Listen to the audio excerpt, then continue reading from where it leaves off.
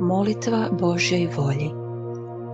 Siđi, o najviša voljo, siđi kraljeva ti na zemlji, ti koja si stvorila čovjeka samo zato da čini tvoju volju, a koju je on nezahvalan odbio pobunom protiv tebe. Dođi i poveži ovu ljudsku volju sa sobom, kako bi nebo, zemlja i sve stvoreno bili ponovno obnovljeni u tebi.